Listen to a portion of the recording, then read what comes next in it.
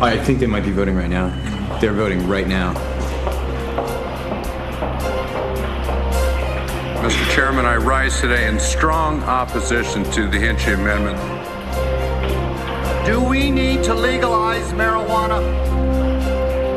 This amendment has nothing to do with legalizing marijuana. The use of marijuana to relieve the pain of victims is well known. Marijuana is a dangerous drug that is not adequately respected by the young people of this country. Marijuana is not harmless. It dulls the brain.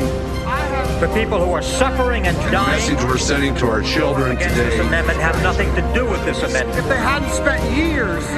Marijuana is terminally ill. Marijuana is a. With all due respect to all of you, butt out.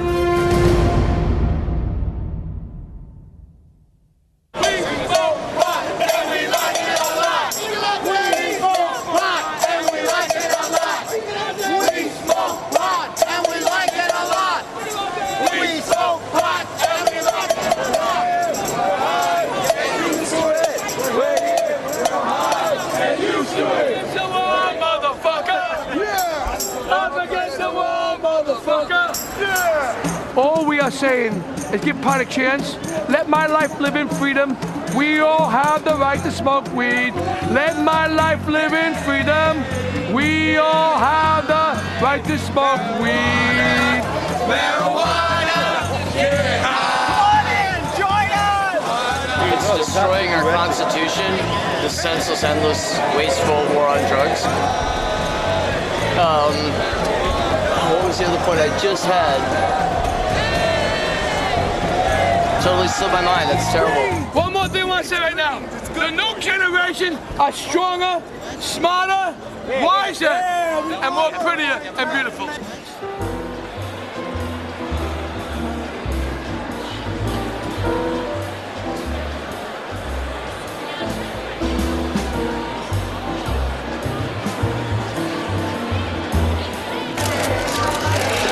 One more. That's perfect, Justin.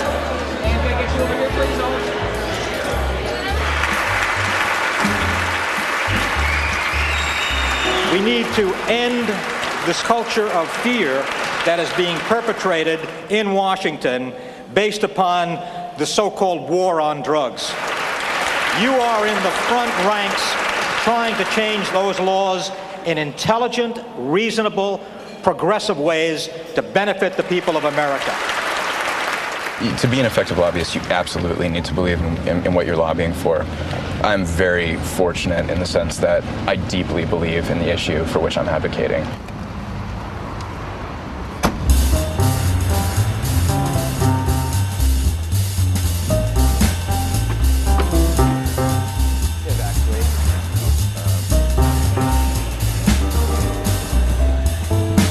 Other spending bills, though. Congress in 60 days will be voting on whether or not to stop arresting cancer patients and AIDS patients who use medical marijuana in states, which have allowed medical marijuana laws to pass. Okay, cool. Can you just verbally brief me really quickly? What's My goal is to get 218 votes on the floor of the U.S. House of Representatives for the Hinchy-Rohrabacher medical marijuana amendment. Going to 236 Mass Ave? We want to pass this amendment. We're not playing around. We're aiming to actually legalize medical marijuana.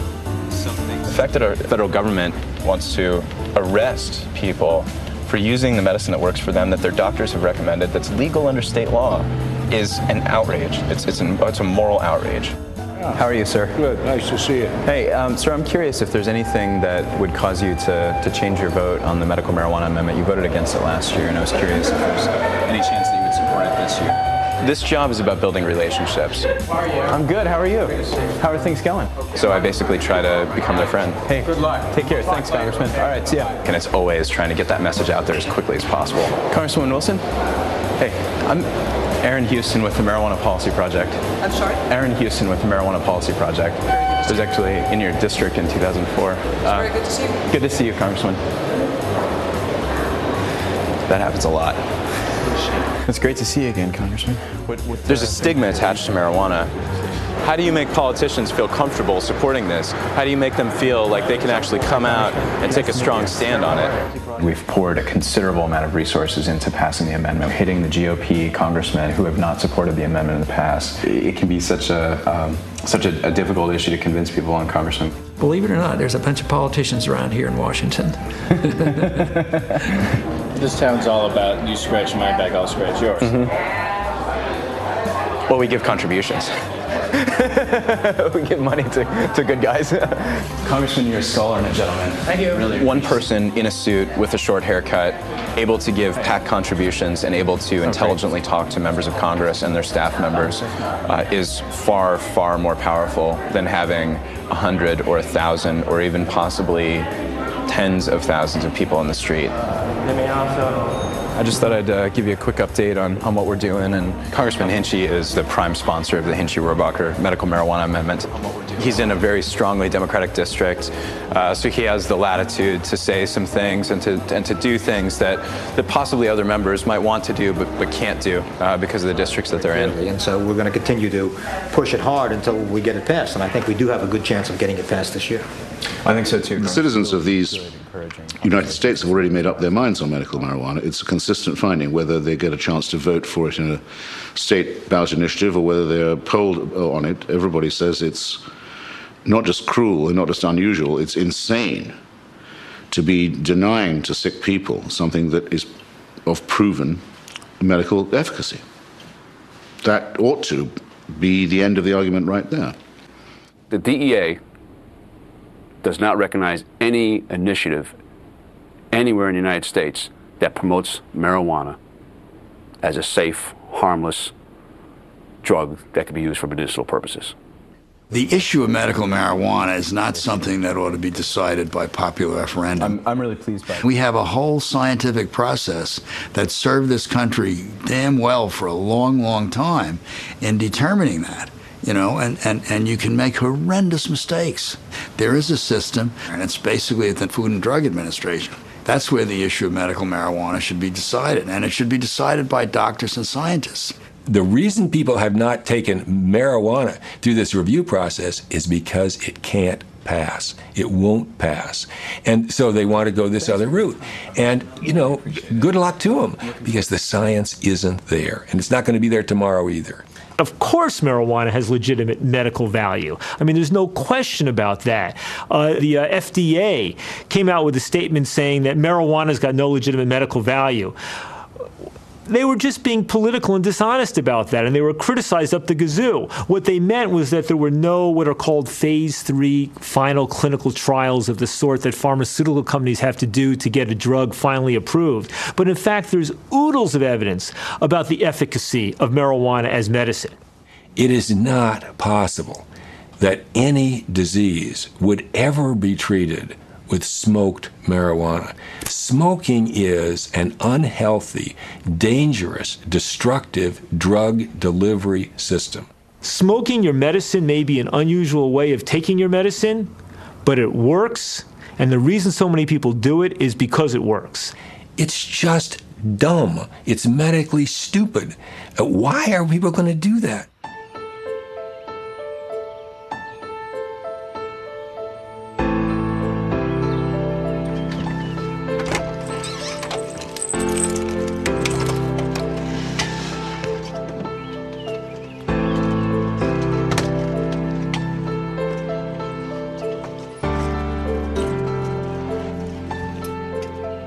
I was diagnosed with multiple sclerosis in October of 1994.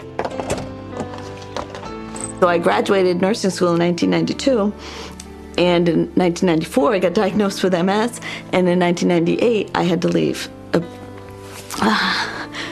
profession that I loved. I'm sorry.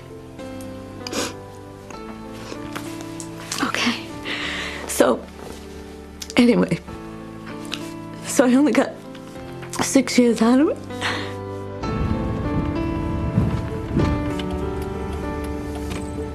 With multiple sclerosis, they haven't figured it out what causes it, but it's an autoimmune disease, auto meaning self. So what happens is your self attacks your immune system. They don't know why.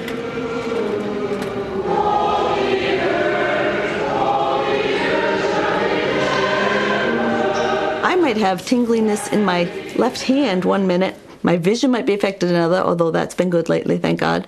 You know, and then my legs are hurting, which is, at this point in time, my biggest thing is pain and burning.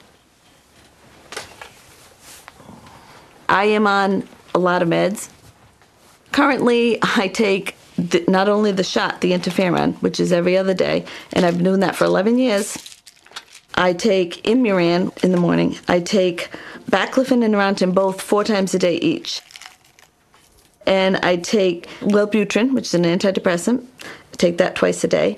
And Detrol and Ditropan, which are urinary medications. Because I do address every symptom with my neurologist. We treat every symptom with pharmaceutical, and yet you don't get total relief. You know, they do work. I'm not disputing that they work. But does it work fully? No.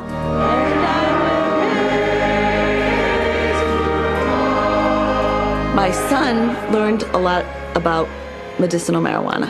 And so he gathered some information and he came to me and said, gee, Ma, you know, have you ever thought of this? I was willing to try it, give it a chance, but I didn't want to break the law. I didn't want to have to feel like a criminal, like, oh, I'm sneaking and God forbid I get caught. Now it's legal in Rhode Island. Rhonda O'Donnell, who suffers from multiple sclerosis, became one of the first people to turn in her application to register for Rhode Island's medical marijuana program, a program that was established after the General Assembly made it legal for certified patients to use the popular drug for medicinal purposes. This is where people get the lines crossed sometimes. It's not legalizing marijuana for everybody at all, just for medical purposes with the doctor's recommendation. Are you the first one in Rhode Island to get the license? I think I am. I was the first one to apply, and I picked it up last week, so I officially have it. Well, that's you want to see it? Sure. 1 second. Okay, there we go. There you go. Look at this. Yeah. Now they issue it from the state. You go right to the Department of Health.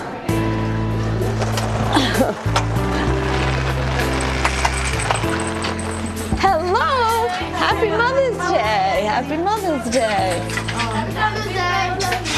Hey, Dad! Good! Oh, I can smell it from out there. Happy Mother's Day! And this is for you, sister. Oh, thank you very, very much. I got kissed too. Thank you, thank you. Today is the first day that I'm going to try marijuana for medical purposes. I have some marijuana product I've actually had for a little while, and I will try it and see if it can help with my stiffness and burning and pain. It's very hard for me to see my daughter suffering, and I can't do anything about it. So I'd be pleased if this helps you and a lot of other people. My mom is my rock. She's been a trooper. I mean, I don't know. You're strong. So the whole medical marijuana movement helped transform the imagery of the marijuana user from the tie-dyed teenager, dropout, smoking a joint, to an ordinary American using this stuff as medicine. Might be your aunt or your brother, or somebody living with AIDS or multiple sclerosis or cancer. You have to learn. And that's why the debate, I really think the debate is evolving, and it's becoming less and less about marijuana and more about the symbolism of smoked marijuana, right? There's something about the smoked marijuana that the reactionaries in political power today identify with the rebellious 60s and the indifferent 70s. It's about the bigger culture war that's going on in America today and about how marijuana gets tied up in that bigger struggle. Okay, can you smoke marijuana, grass weed? And the pipe head is straight. Gotta go, war, it's late. Game proof that it's high. Through the night, that our flag was still there. Those sages that star-spangled banner yet wave. For the land of the free and the home of the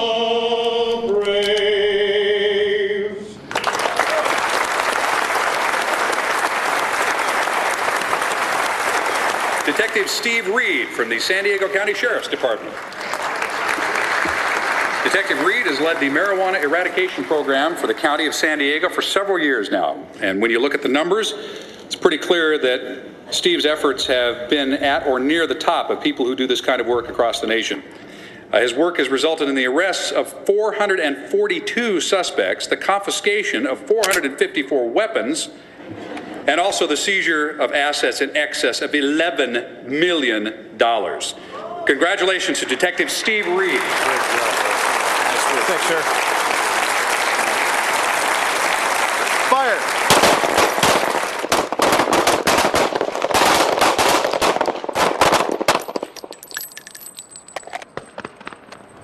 Insert a fresh magazine if you need one. I'm a San Diego Sheriff's Deputy assigned to the San Diego Integrated Narcotic Task Force. It's run under the auspices of the Drug Enforcement Administration. This is a drug war, so we're out there to win it.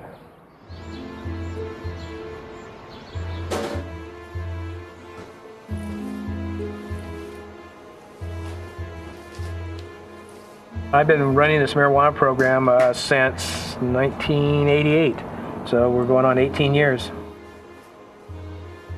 I don't know if you could ever find a job that fits me any better. I can go out and be physical and look for marijuana and be a long-haired hippie and and be a police officer. What else could you ask for? Come here, Murph. Come here. Good girl. Oh, the Murpher. Hey, Pepper.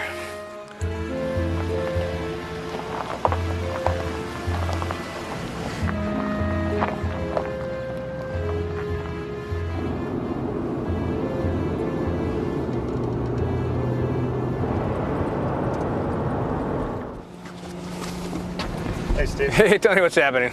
Gonna do one of our normal E-Rad flights today? Yeah, go fly a couple bags, whatever it takes.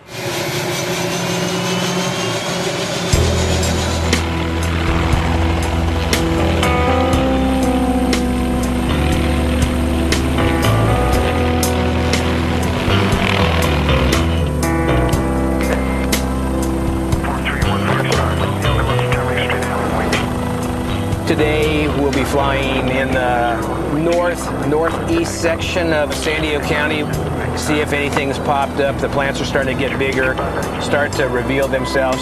We'll start to see them coming up underneath the brush and stuff. Yeah, the canyon on about 2 o'clock with all the boulders. I'm the marijuana spotter for the county. I just have the ability to be able to see marijuana from the air. Oh, look at the brown stuff down low. That's much greener than it probably should be. It's good water from something. I have a vision or color problem that my greens are probably stronger than most people's. Slow down your turn. Slow down your turn. If I go outside and look, then I'll see 50 shades of green, where if I talk to somebody else, they say 5 or 10. So I think that's assisted me in being able to see the different shades of green while we're flying over to determine, whether it's marijuana or some other type of just natural vegetation. It's about 10 miles south.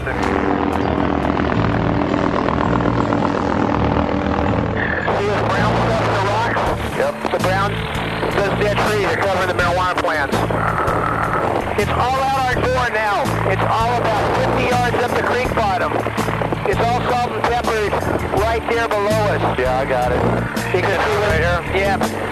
It's a lot of dope. A lot of weed down there.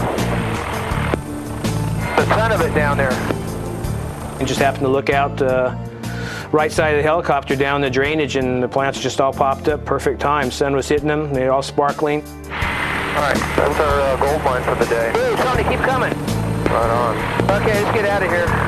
There's always a chance that there's the gardeners going to be there, the cultivators. It's a big garden. It's going to be worth a lot of money. They could be protecting it. Get everybody there approximately 5:45. That should get us in there just about sunup. Be moving it by 6. And we'll do that tomorrow. That's the best garden I've seen this summer. Steve Reed is an individual that truly believes in what he's doing. He believes, and I'm convinced, and I know, that Steve Reed makes a difference. A person does not essentially wrap themselves around a cause and have as much zeal as a Steve Reed without being absolutely sure in their mind, in their heart, that they are serving a higher mission, a higher cause for the benefit of society. And that's exactly what he does.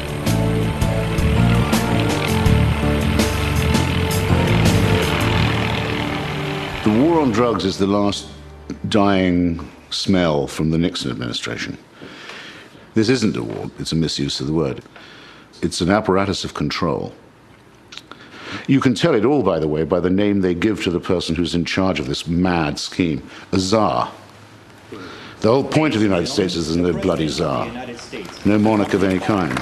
And I'm proud to nominate John P. Walters, where he will serve as a valuable member of my cabinet. But the czar is exactly the right name for this program and for this mentality. When we push back, the drug problem gets smaller. It's absolutist, it's unquestionable, it's fanatical, and it's corrupt. What keeps this thing going is the government, especially the federal government and organizations like the Partnership for Drug-Free America, their willingness to spend hundreds of millions, if not billions of dollars, taxpayer dollars oftentimes, on propaganda. Putting out propaganda in every case that's essentially an ounce of truth embedded in a pound of lies and bull and exaggeration. Want to get high? No way, man. That stuff's for losers. The creation of the media campaign was an enormous achievement in our office. Oh, the legalizers were livid. You can't fight drugs by TV. Guess what? Everybody advertises on TV, whether it's Coca-Cola to political campaigns to the value of being drug-free and the dangers of using drugs like marijuana. Man, watch out! And it worked. We had some very effective ads. There was a 13% reduced proclivity of kids to use drugs when they saw the ad that had the actor smashing the dishes. We had another very good ad that had my mommy talks to me about everything. This was a little girl. And she talks to me about this and that and this and that. And what does your mother say to you about drugs? Dead silence. Those are my two favorite ads that I thought were enormously powerful. This absurd continuation of this prohibition is largely a function of ignorance. In 1967, because I was so concerned about this drug marijuana, I decided to do a review of the literature. I was then persuaded by Harvard University Press to do a book. The book came out in 1971, Marijuana Reconsidered. I learned that what was being said about this drug was mythological. You couldn't find the data to really support it. It turns out that marijuana came across as a remarkably non-toxic drug. Cannabis is a plant. Now, in the plant, there are somewhat more than 60 molecules called cannabinoids. THC is the most active. THC stands for tetrahydrocannabinol. People find smoking marijuana very useful for a whole host of symptoms. And if you inhale it, you get the effect within a very short period of time. So you can titrate it. By titrate it, I mean you can take just enough to get rid of your symptoms and stop. The government hates to admit that they've already acknowledged that marijuana is a medicine. They acknowledged it in the 1970s and 80s when they allowed dozens of Americans to receive a monthly supply of marijuana from the government's marijuana farm at the University of Mississippi. Some of those people are still alive and still obtaining it today, their monthly canister of marijuana.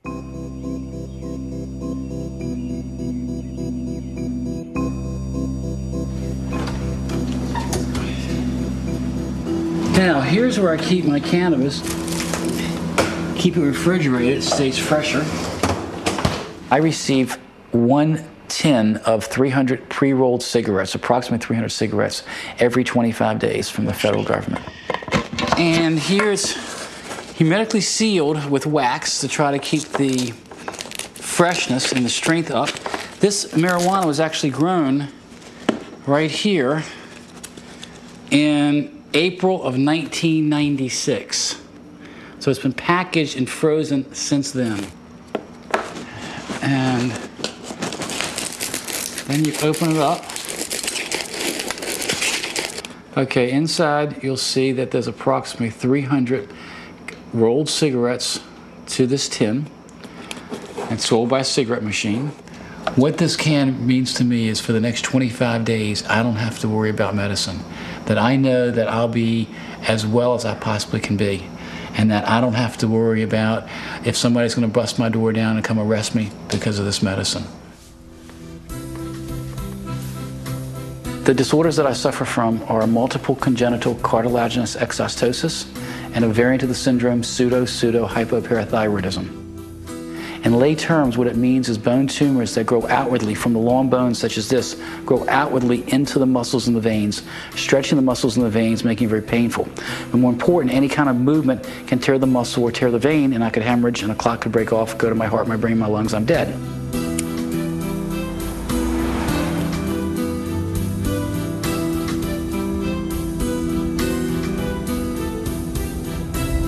I usually try to get in, if I can, 10 to 12 marijuana cigarettes per day. What the cannabis definitely does is relax the muscles going over these tumors. Thereby, I can move and not have to worry about tearing anything. So I'm ready to go to work and I try to make some money for myself and my clients. More important, for my clients. When people see me taking my medicine, they don't understand that it's medicine, and they think all I'm trying to do is get high, and that I've got, you know, some kind of balls to be able to do it in public. Of course, I try to explain to them right away that it's medical use provided by the federal government, and I'm sure most people just kind of laugh and go, "Yeah, right." I became the second person in the United States to receive medical cannabis from the federal government. Robert Randall was the first patient. We welcome to Larry King Live, Bob Randall, the first American ever to gain legal access to marijuana because of his glaucoma condition. Why are you allowed to use these, Robert? I have a disease called glaucoma, and marijuana at this point is the only drug that will help prolong my sight. You could smoke it now legally, couldn't you? Sure. Do it for me. Okay. Yes. This is a first. I want you to know, Larry. I spent 27 years with Bob Randall, and 25 of those years he was using 10 marijuana cigarettes a day, federally supplied. And I can assure you he was not a stoner. He had a terrific memory. He was extremely articulate. He was highly motivated when it came to, particularly to this issue. I think the only thing surprising here is that a small group of unelected bureaucrats have so long resisted making marijuana medically available. Essentially, it comes down to almost a theologic argument. They want to pretend that marijuana is simply evil, and I think we have to be more rational than that. We have to realize that marijuana has good and bad uses. Bob was treated on every conventional medication that was available, and it was only through the addition of marijuana that his eye pressure was lowered to within the safe range. Told at 25 that he would be blind by the time he was 30, marijuana made the critical difference, and Bob could see up until the time of his death in 2001. We were arrested in August of 1975 for growing 4 marijuana plants on our sun deck in Washington, D.C. And once Robert found out that the federal government was already conducting research on marijuana as a possible glaucoma treatment, that made him very angry. He could not reconcile in his mind that we were being called criminals for what the federal government was already well aware of. So we went to trial in July of 1976, and the lawyers pleaded that Robert needed medical access to marijuana based on his medical need. The trial was held before Judge James Washington in Washington, D.C., and he found Robert not guilty of marijuana possession by reason of medical necessity. It established within the legal framework the concept of medical necessity. And by 1991, we had 13 individuals who were receiving marijuana legally for the purposes of medical application. George Bush Sr., who was running for re-election, didn't want to look like he was soft on drugs, and so he decided to close down the program so nobody else could get on it. He grandfathered the 13 of us in so we didn't sue the government. It's ironic when you've got something legal that everyone else could be arrested for. That's what's so bad about this fight, is that people that are sick, that need the medicine, aren't getting it. They're being made criminals. They're having their life in turmoil, especially if they're arrested. And it's just not right. Marijuana it elicits too many emotions in people. And probably if it were called something else, it would be a much better world. I used to say that if a scientist went into an Amazon rainforest and came out with this new plant that had never been discovered before, that he called cannabis, and gave it to other scientists and researched it, it would be hailed as a savior, because it has so many wondrous properties, and it would be nice if it didn't have all of the baggage that marijuana has, if it were just simply cannabis. That would be a better world, I think.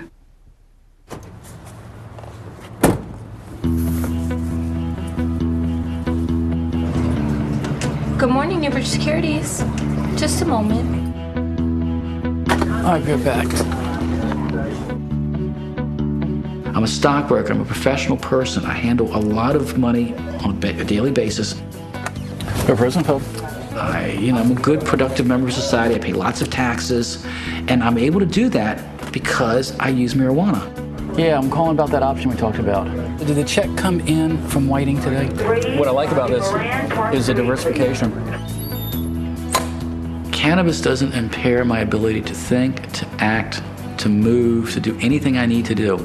If anything, I think it sharpens my decision-making, especially at work, because now I'm not concentrating on my pain. Hold on one quick second. Reverend Rosenfeld? Yeah. All right, I'll go ahead and take care of it. All right, bye-bye. I've got to be sharp. I've got to handle millions of dollars on a daily basis. And to do that, I need to smoke my cannabis. Everyone, I want to propose a little toast and just thank all my family and for being here, and have a great meal. Yeah. And thanks again. Take care. Yeah. I know how beneficial it is. I know how well I am doing. I know how bad I was without the marijuana. And so I'm just so fortunate to have the medicine that I can get up and go to work every day. I can provide a living for my family. I can do all that because I have this medicine. All this is a weed that was put on this earth, and it's beneficial. It has been through centuries. Let the states do what they can. And the federal government's given them no choice. And that's what's got to be changed. It's got to be based on a federal level. I feel like we will make history if we pass the Hinchy-Rohrbacher medical marijuana amendment to the SSJC bill. If we pass that amendment, our names will go down in history, guaranteed. How are things going? Very well. We just got the endorsement of the American Nurses Association California. Yes. Nice. It's going extraordinarily well. I don't want to speak too soon and jinx myself, but I feel like we are at the tipping point here this year. And I talked to Ross, too. Ross is important because he's the chair of the Blue Dog Democrats, so he would be important to get. Good morning, everybody. Good morning. Welcome to the morning show. Aaron Houston, who's Director of Government Relations for the Marijuana Policy Project, is joining us along with Dr. Eric Vogt, Chairman of the Institute of Global Drug Policy, Drug Free America. Medical marijuana is a drug that works for certain patients, and that's why we have the Hinchy-Rohrbacher Amendment. The real central part of this is incremental legalization of pot. The Marijuana Policy Project is out to legalize pot. Right? I mean, talk to these guys at MPP. How many years have they smoked pot? Well, that is just outrageous, sir. I resent that, and that is a ridiculous ad hominem attack. I think the bigger picture is, who is pushing this whole marijuana issue? Who's pushing this? And if you look at MPP, look at their funding. It's George Soros. It's many of the pro-legalization campaign. It's not with medical marijuana. It's with legalizing marijuana. I would ask you two questions. Number one, would you tell that cancer patient who's vomiting that they can't use a medicine that works for them that's been recommended by their doctor? And also, sir, Should they be in jail? Should those cancer patients be locked up? They are not going to jail. I mean, it's ridiculous. You're arguing that they should be you're arguing that they should be criminalized. Are you saying that they should be in jail? What I'm saying is the people that provide it to them should be, certainly. I think that if somebody wants... But that's not the law, sir. Doctor, should your cancer patients go to jail? My cancer patients don't go to jail. Well, I guess they're lucky that they shouldn't go to jail, and they aren't going to jail. And I think, and unfortunately, I have to start seeing patients in about 30 seconds here, because I really would like to stay on and... Oh, Lord. I just got disconnected. Fuck. I live in a state that has no medical marijuana protection. I was I'm born with cerebral palsy, which most noticeably manifests itself in a severe stutter, and the right side of my body is much noticeably weaker than my left. I have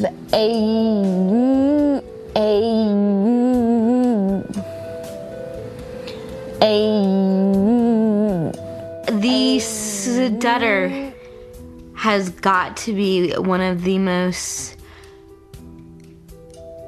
stigmatizing disabilities invented by God. A Photoshop printer. It won't turn on. I was made fun of through elementary school, through middle school, through high school. I got my nose fractured because I went to slap a guy who made fun of me. I tried calling you before and I get hung up on. Hello? It's very humiliating. My right arm is always very painfully tense.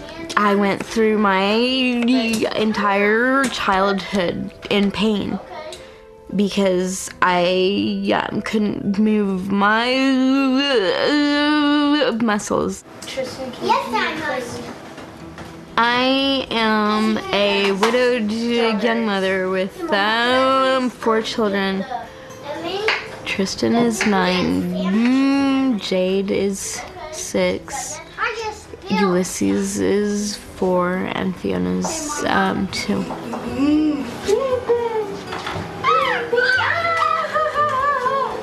They're amazing, and I want them to know how amazing they are and to know that I love them. My kids are spending the night with their grandmother.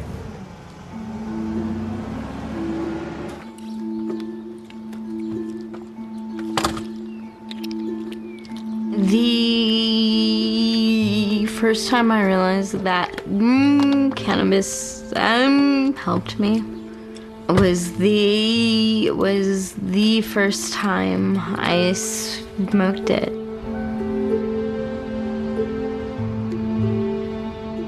It's been 3 days since I smoked. I am hoping to find something in Kansas City. I smoke to be the mother my children deserve, because they're really cool kids.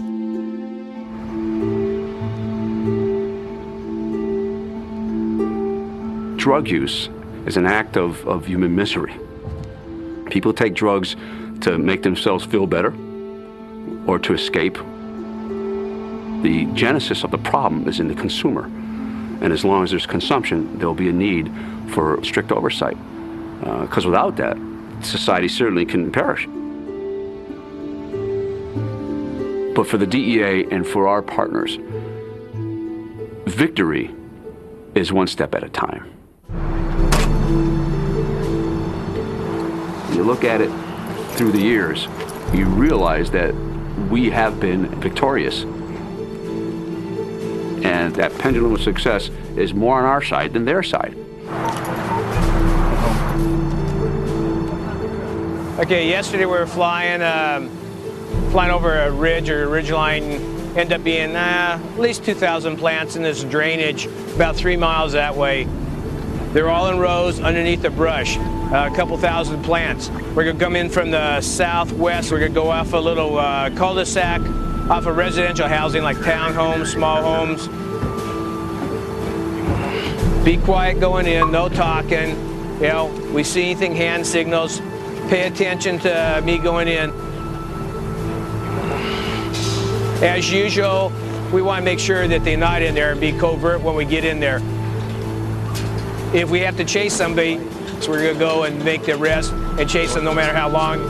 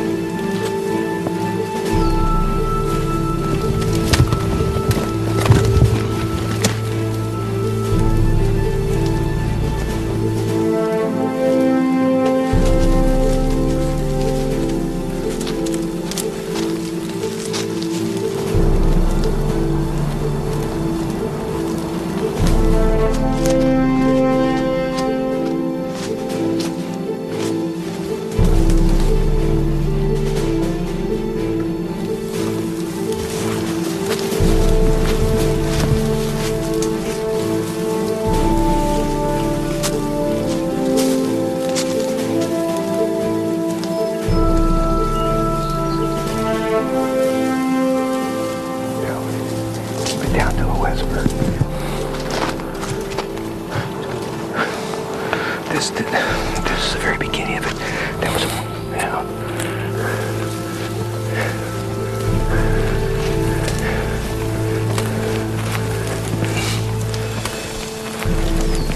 like 3/4 of a mile like this.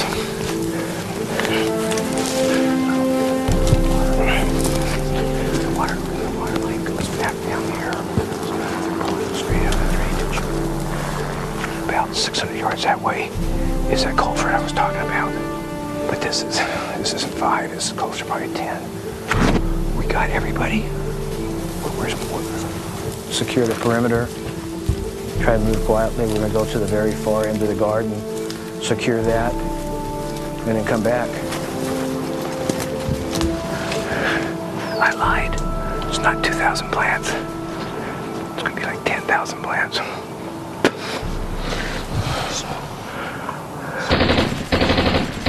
On December 16th, U.S. Armed Forces invade Panama and bring to an end the 7-year dictatorship of Manuel Antonio Noriega.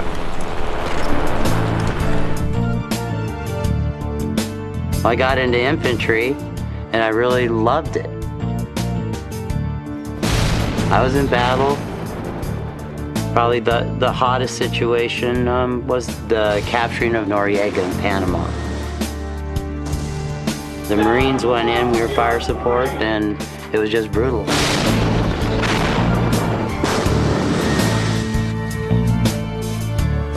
Nine men lost that day. It's something that you don't want to witness. It's horrible. That is part of my post-traumatic stress.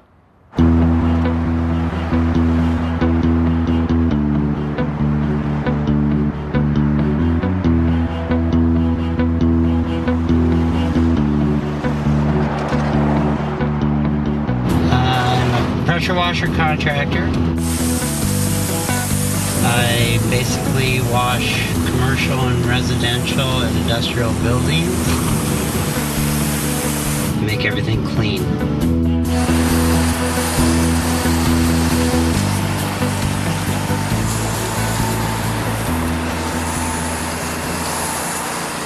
I suffered some very horrible post-traumatic stress as a child.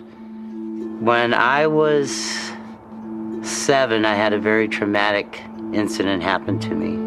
Me and my sister actually in a restaurant down off DeSoto Avenue in LA, California.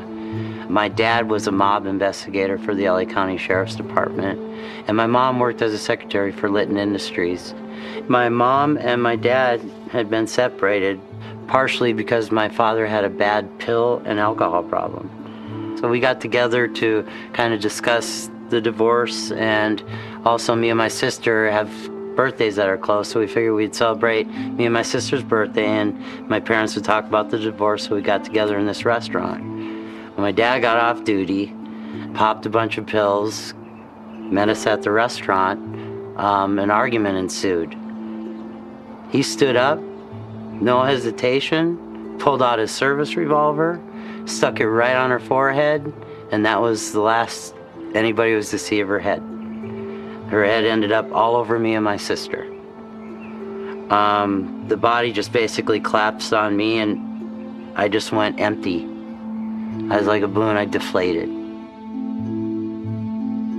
My post-traumatic stress is horrible. I've had a horrible life.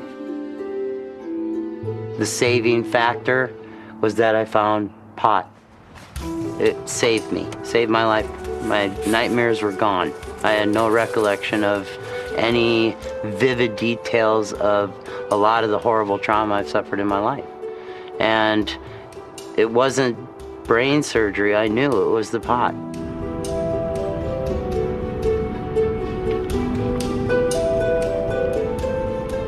You go off your medicine for a year, you're gonna have some serious complications. And there was from me going off it a year. It was all of a sudden I'm off my post-traumatic stress medicine, and I totally went depressive. I totally went in the shell. I totally wanted to not be a living entity on this earth. I got consumed that much.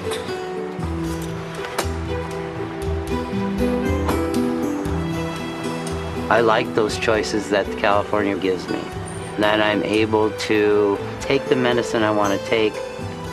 It's totally an incredible feeling to go to a pharmacy that prescribes marijuana to a patient for what ails you. Good afternoon. Hi, how you doing today? Good, how you doing? They aren't pharmacies as most people know them. They're basically a pharmacy that just deals in marijuana products, i.e. hash oil, edibles, and smokables. How you doing? Good. The one that I prefer to go, which is Horta Farm in Santa Barbara, California, is very professionally ran. It's the Starbucks of the marijuana pharmacies.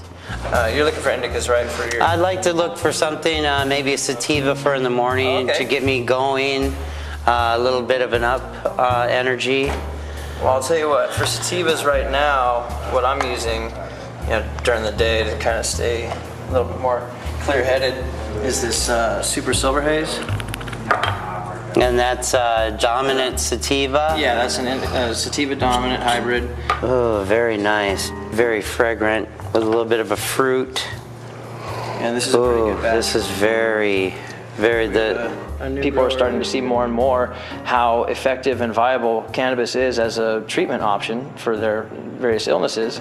I think that a lot of dispensaries are going to be popping up all over the country. Well, I would like to try a little of the Bubba Kush for the evening, and I think I'd prefer like a little of the Super Silver Haze for the morning. Okay, great. The EA doesn't like to use the word dispensaries, but for whatever, that's the word that's attached to it. But the fact of the matter is, they're marijuana distribution centers. It's essentially what they are. And they are public nuisance. All right, Josh. Thank you, sir. Hey. What we've been able to determine in our dispensary investigations, these are not people coming out in wheelchairs, on crutches. These are not people that meet the dying, the sick, and the injured. Those are not the type of individuals that are going into dispensaries and that are coming out of dispensaries with the marijuana. We know a lot more about marijuana than we did 30 years ago. We know that it savages short-term memory, it affects ability to concentrate, it affects motor skills, and now we have brain imaging which shows that it affects the developing brain, which is why the National Institute of Drug Abuse has so much concern about it. This stuff is dangerous. It is something that can really affect your life permanently. There are hundreds of thousands of Americans, maybe more, for whom marijuana is a medicine, nothing more, nothing less. And the notion that those people should be criminalized, that those people should be denied legal access to an effective medication, especially a medication which has such an incredibly high safety margin relative to so many legal drugs, that's morally offensive. The other side of the marijuana issue, they're sort of forced into arguing that marijuana is really okay in the same way that I'm forced into the idea of saying, no, marijuana is terrible. Because this bumper sticker mentality in the public debate, which wants to see things as black or white, when they really aren't black or white. They're more complicated than that. My ex-mother-in-law, she actually came with me to the head shop today to buy the pipe. I'd love to see what he's got in there. I've never been in the place. Yeah, you've been by it, but... yeah, it'd be interesting to see what he's got inside there. Yeah. What's your experiences with marijuana over the years? Have you ever come across it? Have you ever had it? My son had it.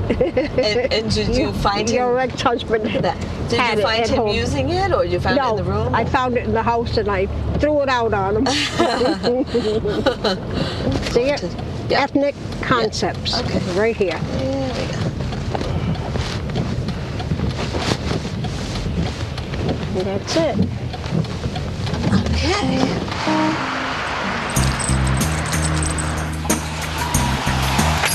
God. My legs have had it today. Oh, it smells good. Oh, it smells nice in here. Doesn't it? Actually, I should get some incense and stuff. Wow. T-shirts and everything. Neat. I was amazed by all the different pipes and things that they have. Hello. I have to sit. I had spoken to other people, gotten advice on what's the best, because I don't know, what works good. So I've heard that a glass pipe burns well. Are these glass pipes? They're all glass pipes. Oh, they're all glass, okay. Yeah, all right, like 18 to 30 in this case. Okay, yeah. There's red. Yeah. Thank you. That's cute. Okay. Oh, yes. That was the cute one.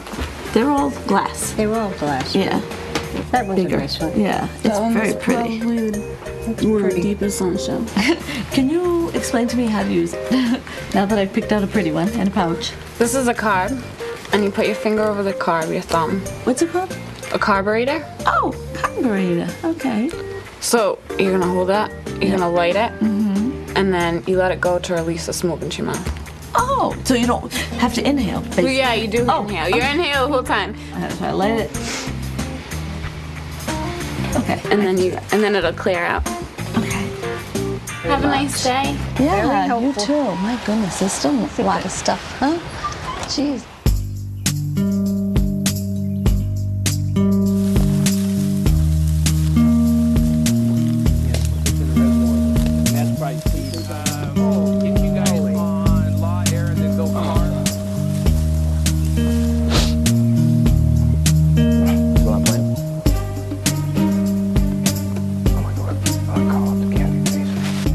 Basically, this garden's a lot bigger than we expected. This grow is probably 600 yards wide and 80 yards long. In another month, when these things triple in size, all of them are going to be touching. It's going to look like a giant lawn. The plant's just now starting to mature. You're actually starting to see some of the little buds or flowers starting to form. Each one has their own water line. It is an ambitious undertaking to come and put this many plants this close to civilization and figure they're going to get away with it. If we go low and we say that there's 5,000 plants here, it's a lot of money. Hell. There's always going to be drug users. If there's a drug user, they're going to find a way in this open, free society of ours to get drugs into the country, to grow drugs in these remote areas, until which time the good guys come. That's the DEA and all our state, local, and federal partners, people like Steve Reed, find these drugs, find these marijuana plantations, and destroy them. And this is an amazing plant. That's a 7-8 foot plant. The war on drugs is a wonderful symbol. And it's been around so much, it's really one word now, war on drugs. There's always been that thing. Look at that puppy. Beautiful plant. So much of life is based on random continuances from the past. Like there are these jugs in Cyprus, and you can see the men building them, and they have these blobs on them. Just these blobs. And you ask, well, you know, Vasiliki, why are you putting those blobs on? And he says, well, you know, that's just the way we've always done it. It turns out that if you excavate in this area, the blobs used to be female breasts. It used to be a woman. And then gradually over the years, there's a kind of a shorthand, and now it's just blobs. They don't know why they do it. It started out with a meaning, and then you have the blobs. And in the same way, the war on drugs is based on a lot of that sort of thing. Whatever attack, whatever you want. We always drag along the baggage of history to the point that we don't even know that it's baggage. And those are the kinds of policies that can be the hardest to get rid of because they seem normal.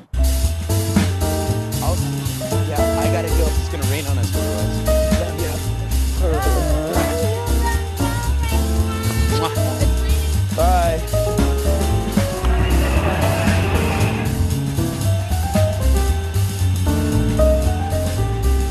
You have to work within the system. That's how everything gets done.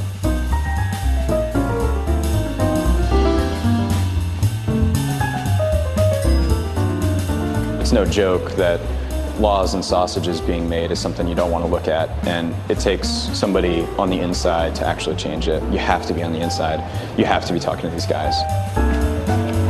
If you could just keep C-SPAN on all day in the background and just tip these. Today is the big day. Today is the day of the Hinchy vote. I have a good feeling about today. I have a good gut feeling. And then my plan for today is to try to keep my head on straight and to try to not get too discombobulated as I'm running all over the hill. I'm going to try to ambush some congressmen.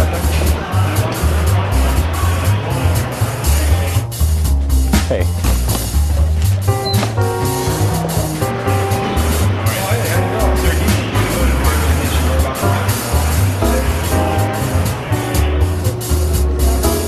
Congressman, I was wondering if you're thinking about voting in favor of the Hinchy-Rohrabacher medical marijuana amendment today. You know, I haven't had a chance to look at it. Okay. I'm going to be talking to my staff when I get back. Any information I can provide that might help change you guys' mind, or is there anything that would change your mind, sir, that you can think of? Nothing right now. Yeah. But I'll try to keep an open mind. Well, I appreciate it, sir. I got to call you back. Hold on. Congressman Franks? Hey, Aaron Houston with the Marijuana Policy Project. How are you, sir? What's it? Marijuana Policy Project. Nice to meet you. I'm curious, sir. Have you thought about your position on the medical marijuana amendment at all? Do you think you might vote in favor of it today? Sure. You don't think you will? Yeah. Thanks, Congressman. Aaron, I guess my final appeal to you would be, Congressman Issa? I'm Aaron Houston with the Marijuana Policy Project. Yes. Wanted to ask you, sir, if there's any chance you'd take a states' rights position on the Hinchy-Rohrabacher amendment coming up today on this SSJC bill. Bye. Who'd you lose?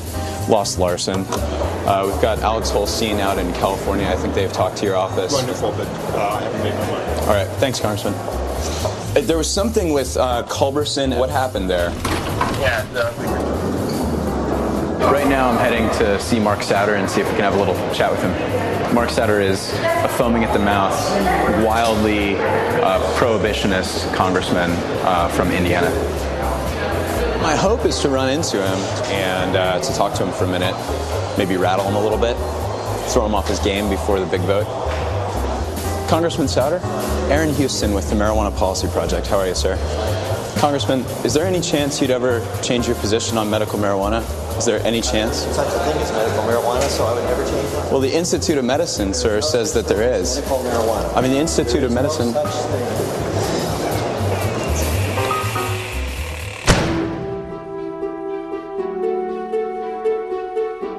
My oldest son, Danny, was diagnosed with acute lymphocytic leukemia in 1967. The year I started to look into marijuana. He had to get cancer chemotherapeutic drugs, which he just hated it because he'd vomit, he was nauseous, he'd come home here and he'd lie for 8 hours in a bed with a bucket. My wife said to me, shouldn't we get Danny some marijuana? And I said, no, we can't do that. It's against the law. My wife protested that I objected to that. And the next time he had therapy, I went into the treatment room, and they were laughing. They were having jokes. And she told me that Danny had smoked marijuana outside in the parking lot. It was just amazing to us. He not only didn't get nausea, he got off the table and he said, looked up at his mother and said, hey, can we stop for a sub sandwich on the way home? And from that time on until his death, he never had to deal with the nausea and vomiting. And I thought, my goodness, we've got to find a way to let people like my son and like these other people who have found this useful as a medicine, something which diminishes their suffering. We've got to find a way to make it available.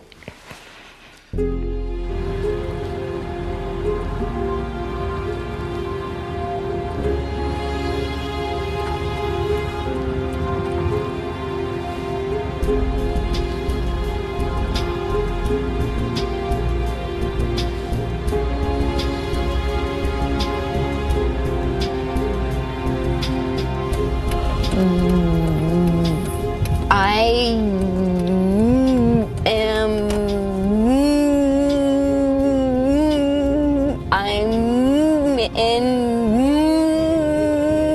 downtown Kansas City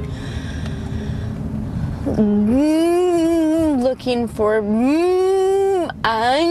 cannabis. Why? Because I hate the way that I stutter,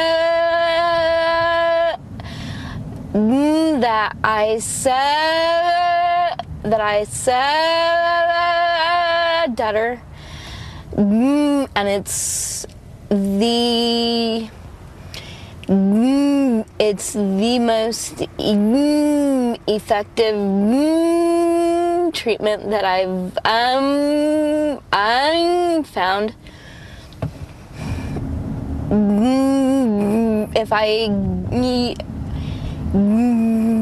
If I were to get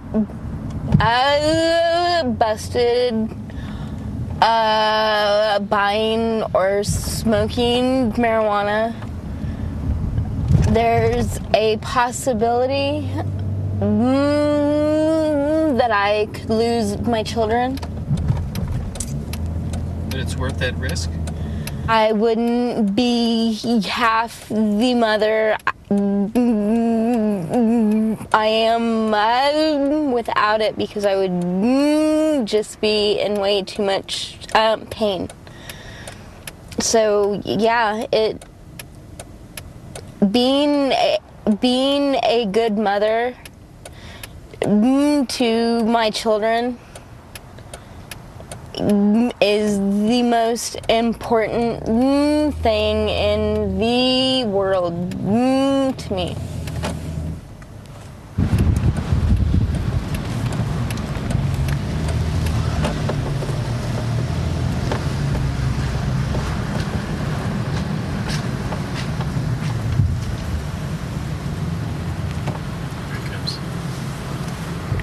Doing it right here.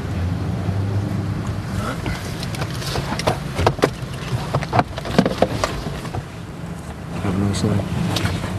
Thanks, you too. How much did he just give you?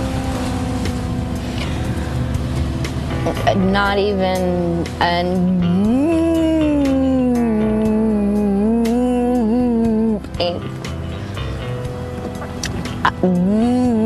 I have enough for maybe I'm 2 bowls, and that will last me tonight and tomorrow morning.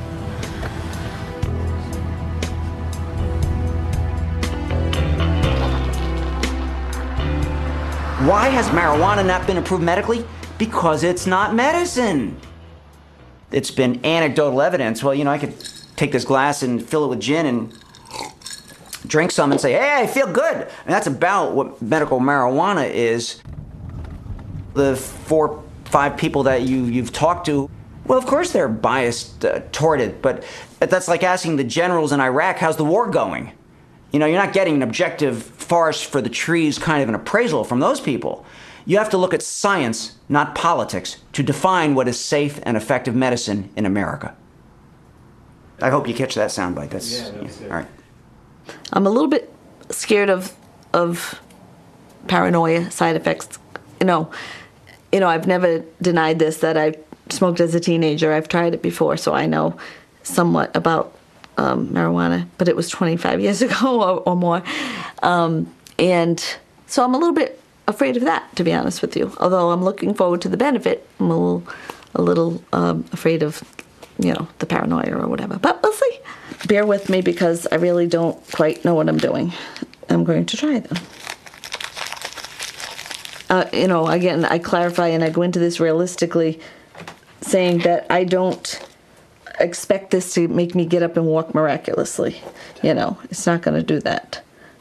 Okay. I don't really know. I'm going to try. This is going to be... Don't want to waste anything. Okay. Now, put my finger on the carburetor. This is what the girl said to me. My mouth in here. And this thing.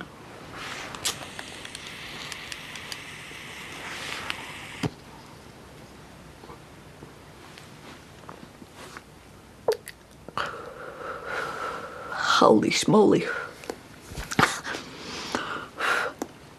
See, that I remembered from my teenage years, that you hold it in for a little while.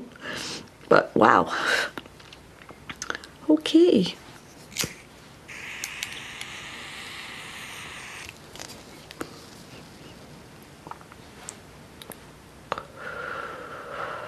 Okay, I did that one wrong, but it still worked. I forgot to take my finger off the carburetor. No, it's on the carburetor. This is, different.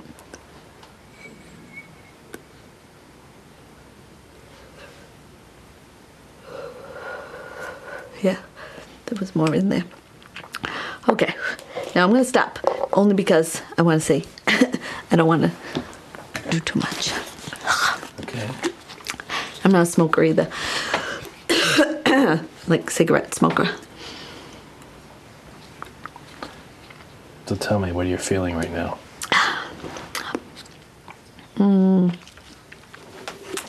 Wow. It doesn't take long. No. Tell me what you're feeling. Okay, well, first of all, it was irritating here because I'm not a smoker, but what I'm feeling physically, it's weird. Not bad. My legs just feel a little, I don't know, say looser, perhaps. That's why I just said it doesn't take long. I mean, I don't know how this works. It almost feels like, now, a lot of times I have stiffness and burning pain in my legs and feet. And it just feels, I can't even say, I still feel like a warmth, but it's not the burning pain. I call it burning pain that I normally feel. It's like a warmth. It's not irritating. It's almost soothing, I guess. Going through your legs? Yep. Under here and down to here. It just feels almost like a coolness compared to the burning pain. It's, Is this honest a new? to God. Is this a new sensation? Yeah. You never felt this before. I never did. But and I feel long? It's been how long since you just smoked the marijuana? Oh gosh. A minute? Yeah. 2 minutes? 2 minutes. It works fast.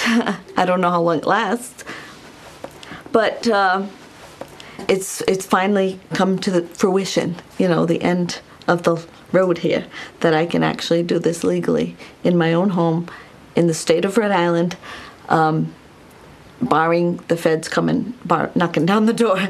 I'm legal. Count each individual plant, cut them below the stalks, down below, right at the dirt line, and we'll be fine. We're going to be out here for a while.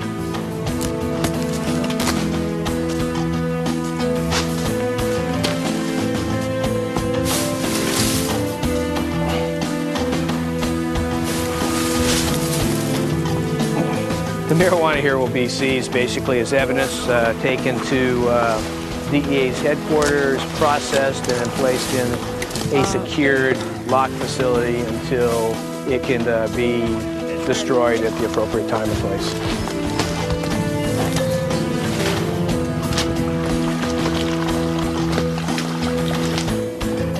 This is opening. Here's our campsite.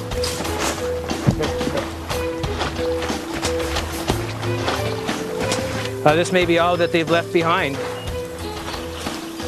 But you've got equipment to facilitate the grow itself, including the drip irrigation that we've seen all through the grow. And you've got a number of packages of Miracle Grow plant food, all-purpose plant food.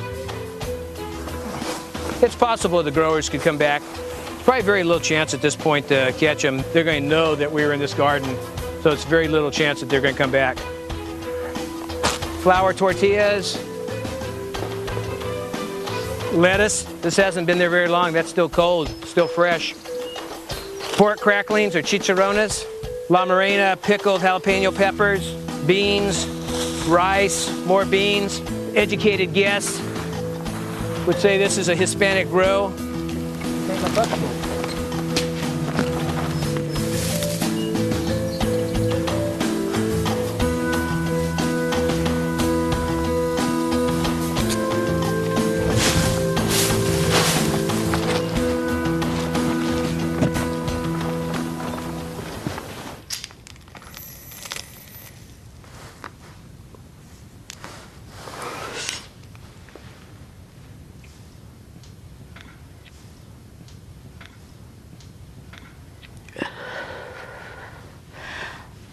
After about the third hit is when I began to feel the tension dissipate.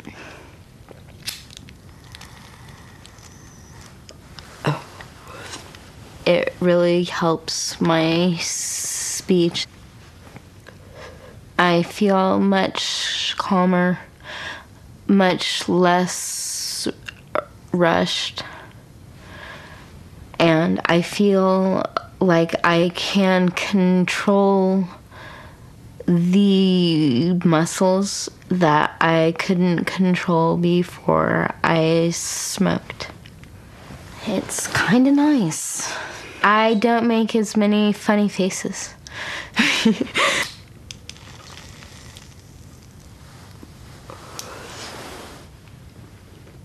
If we just threw the marijuana laws off the books and said let's concentrate on cocaine, methamphetamine, and any type of drug, because there's a recognition that marijuana is not the way to go. It's not harmful. It has medicinal purposes. If that was acknowledged in this country today, I think it would have a devastating impact. Certainly, it's possible that the 9-year-old occasionally might get stoned, and that would be more likely than it has been until now. But the problem is that we have to weigh what kind of damage we want to tolerate. And for me, in America, where there was a certain danger that people might experience drugs who don't under the current regime, would be preferable to one where drugs are criminalized, because the problem is that once you criminalize drugs, then you create an underground economy where drugs command a much greater price than they would otherwise because of the danger, the illegality in handling them and selling them. And And as a result, you have certain communities that are vulnerable to ending up depending on that particular economy. I think the real difference is that during the 1920s and early 30s, when Americans started talking about repealing alcohol prohibition, most of them could still remember what it was like when alcohol was legal. They could imagine it. The problem we have today is that none of us have grown up in a world in which marijuana was legal, was regulated, was sold in shops and taxed. So the change is more difficult to make because we can't picture it, we can't imagine it, and in some respects I think it's that lack of imagination of the fact that we could just make it legal and the world would not crumble. Committee will come to order. I don't know any thinking person in Washington, D.C. who thinks this should go on, this insane campaign against marijuana. You never meet anyone who's actually in favor of it. But everybody thinks it has to go on because they think everyone else wants it to. In the end, the absurdity of this will tell. The spell will be broken. I think they might be voting right now. They're voting right now. If we could find a politician who had initially the guts, but most importantly intelligence to see that this is the case, and make it a subject, it would immediately become the next big thing. And we would shake ourselves and wonder how and why it had taken us so long to see where our own best interests lay. Amendment offered by Mr. Hinchey of New York. This amendment simply has to do with the ability of states to relieve the suffering of their citizens without federal intervention and the right of states to pass laws regulating medical practice without federal intervention. Balance of my time. That was good. Mr. Chairman, I rise today in strong opposition to the Hinchey Amendment. Let's be clear, marijuana is not harmless, as some claim. And the message we're sending to our children today is very strong. Whether we support legal use of marijuana as a precursor to methamphetamines, to heroin, this is the message we'll be sending if we approve this. I strongly urge my colleagues to vote against this amendment. I rise in strong support of the amendment. Our coalition of freedom-minded Republicans and Democrats on this issue is based on compassion for those who are suffering, a commitment to personal liberty, and a firm belief in the principles of federalism. Nice. Great.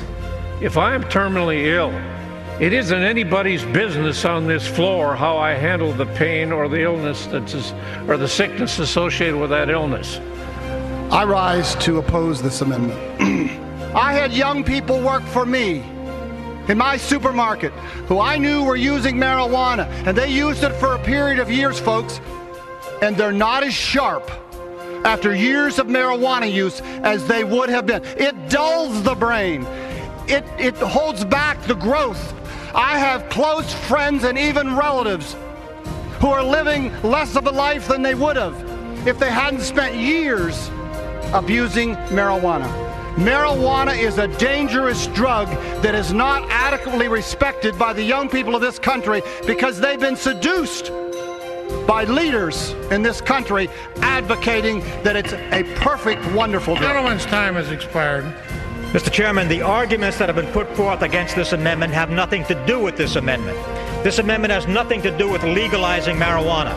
It has to do with two simple things: being compassionate for people under the lawful provisions of laws passed in their states and the states' rights. This Congress should recognize states' rights, live up to the provisions of the Constitution, and pass this amendment. A sufficient number has risen and a recorded vote is ordered, and members will record their votes. It's the end of a long road here. Feeling pretty good. I'm cautiously optimistic. This is gonna be the longest 10 minutes of my life, man.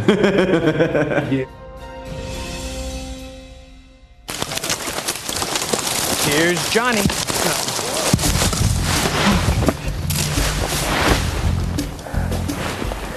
The plants are way too many, too vast, too large to be able to hand carry these out. It would take us all day. This is one of the few gardens that we'll use the helicopter this summer to sling it out. We're probably going to have 50 bundles. What happened, man? You're looking at 20 guys out here, 20 guys, and probably of those, 10 are out there every week or 3 times a week.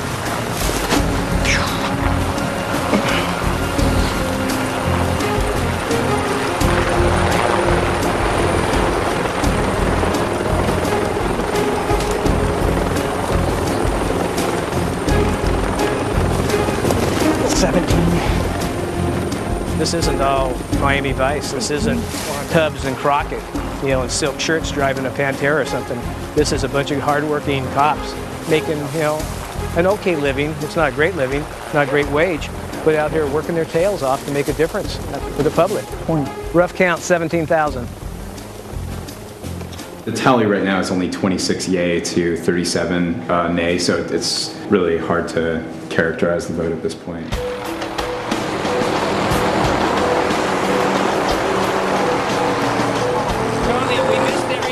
We only have 16 Dems voting no at this point.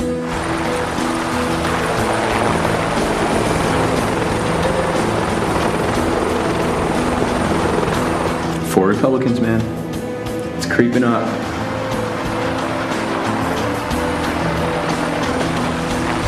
Whoa. Somebody changed. There's Debbie Wasserman Schultz. She's about to vote against us.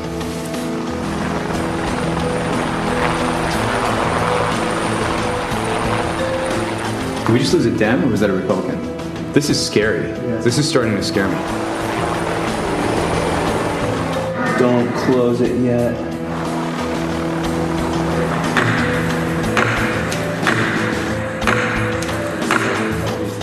Come on, guys. On this vote, the yeas are 163, the nays are 259. The amendment is not agreed to. The committee will come to order. It's a great day. It's the biggest day of the year. The DEA marijuana eradication completed another successful mission. Took 20,000 marijuana plants off the street. A lot of pot. A whole lot of pot. We hurt somebody today.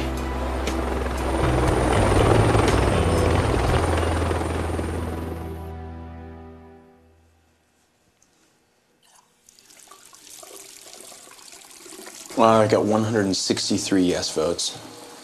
I would have wanted more votes, but it is an election year, so I think I was being really optimistic. Still a resounding defeat, though. It's a resounding defeat, but this is how it works. You know, you gain ground and you hold it, and you try to gain a little bit more ground. And we did gain some ground with Republicans. I'm impressed that we got, I think, 18 Republicans voting in favor of the amendment in an election year. It's not bad. Are you spinning? I am kind of spinning.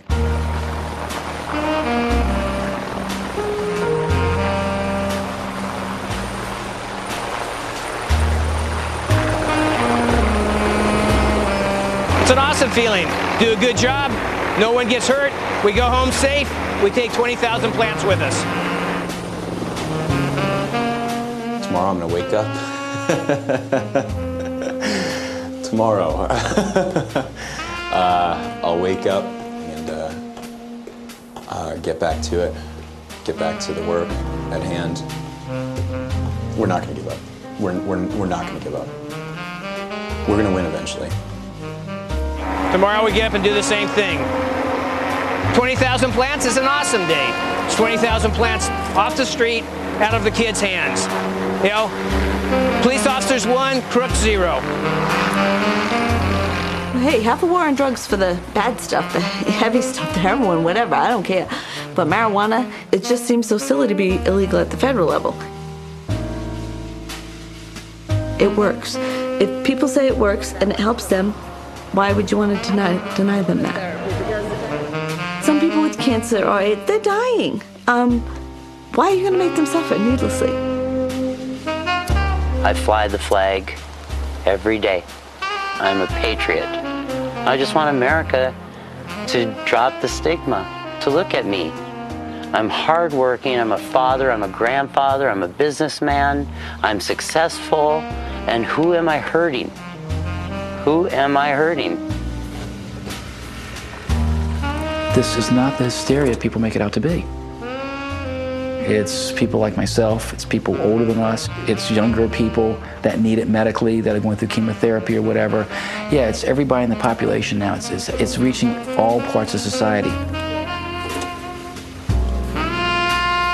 We're the faces of the patient. We're the people that are suffering, that need this medicine. I'm the fortunate one that has the medicine. The person standing beside me or behind me is not that fortunate. That's what we've got to change. It's just not fair to be made a criminal to get that medicine. I have such a wonderful life right now, even with my struggles, even with being terrified that I'm going to lose my children. I've got the 4 most fantastic children in the entire freaking world. So I feel very blessed.